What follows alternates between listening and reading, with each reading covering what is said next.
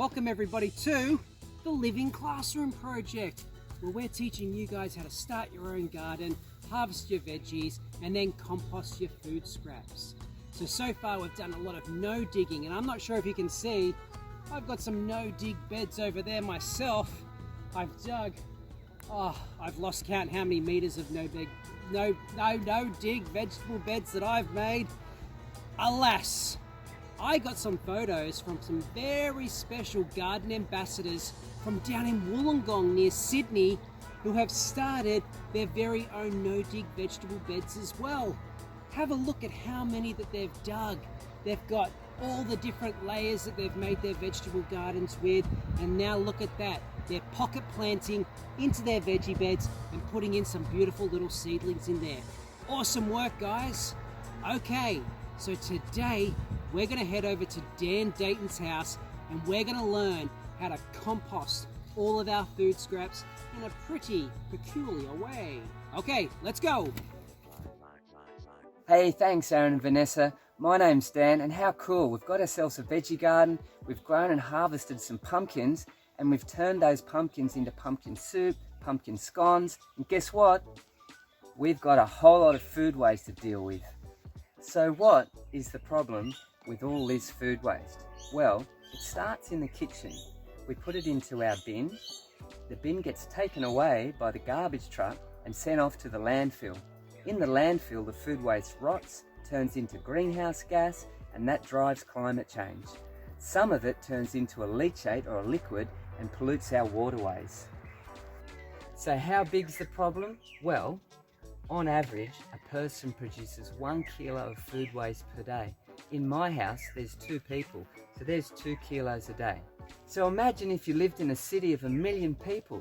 That's 1 million kilos of food waste a day, or 1,000 tons a day. So what's the solution? Compost. So what is compost or composting? Well, it's the transformation of this raw organic matter or food waste into this amazing magical substance called humus. And we're going to show you how to do that by setting up a worm farm. So what is a worm farm? Well, it's a very cleverly designed container that creates the perfect environment for worms to break down our food waste. Let's pull this apart and see what's inside. Here's the lid. This keeps the sun off and the rain out. The first layer, well, that's where we're going to put all of our food waste. The second layer, well, that's where the worms live.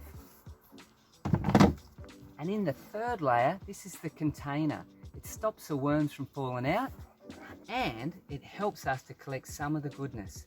Let's go and put this together and see how it works.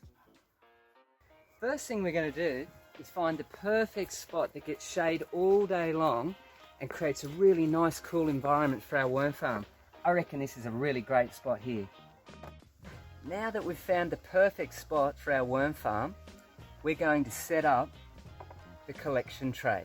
Now we're going to tilt this slightly towards the outlet, and this will ensure that all of the liquid can flow out and not get stagnated in the bottom of the worm farm. Each worm farm comes with a tap. Now it's optional whether you use this or not. In our experience, we like to take it off. This ensures that the liquid's always flowing through the system and it's never going to get blocked or stagnant. So now we've got our collection tray set up, it's time to build the second layer, a home for our worms. We're going to need 2 ingredients for this: our coconut coir bedding and our wonderful worms. So where do you get your worms from? You could buy them online, you could get them from a local hardware store, or you could go and see a friend or a neighbour who's already got a worm farm set up, and you can harvest a couple of good handfuls to start your own colony at home. So the first thing we're going to do is we're going to fill this tray up with 10 litres of coconut coir, and that's going to be the bedding for the worms. Once we've done that, we've spread it around, we're going to make a nice little nest, and that's where we're going to put our worms. Let's go over to our worm farm now, and we're going to take 2 really nice big handfuls of worms and put them into that nest and just tuck them in gently. It's time for the next layer, and that is our food waste tray. This is the place where we take all of the food scraps from the kitchen and we put them in here, and then all of the worms come up through these tiny little holes and turn it into compost. Let's take a look at some of the food waste in our kitchen. So here we have a typical example of food scraps from the kitchen. We have leafy greens, paper, skins of fruit and vegetables, seeds, old vegetables, tea bags, coffee grounds, and even animal hair, protein. Now, let's take a look at these two contentious characters, onions and lemons. In our experience, everything breaks down over time, even onions and lemons. Now, I've seen worms squirming through the skins of onions and lemons once they've lost their potency. The important thing to remember here is moderation. A little bit of everything is going to be okay. Now it's time to fill the tray with food scraps. Here's the bucket from the kitchen. Let's just tip it straight into that tray. Hey, well done, garden ambassadors. We made it to the last step, and that is putting the lid onto our worm farm. Now, the lid serves many important functions. It protects our worms from the sun, from the wind and the rain, and most importantly, it keeps large animals like rats and possums out of our worm farms so the worms can do their job. Let's go check on a fully functioning worm farm. So here we have it, an example of a worm farm that's been running for several months now. We get 2 amazing organic fertilisers from this system. From the tap at the bottom, we collect our liquid wormweed, and from these trays we get our worm compost, both of which are amazing for our soils and for our vegetable garden. Okay, garden ambassadors, it's time for a recap of our worm farm system. Our first layer is the container for the liquids. The second layer is where we house our worms in the coconut fibre.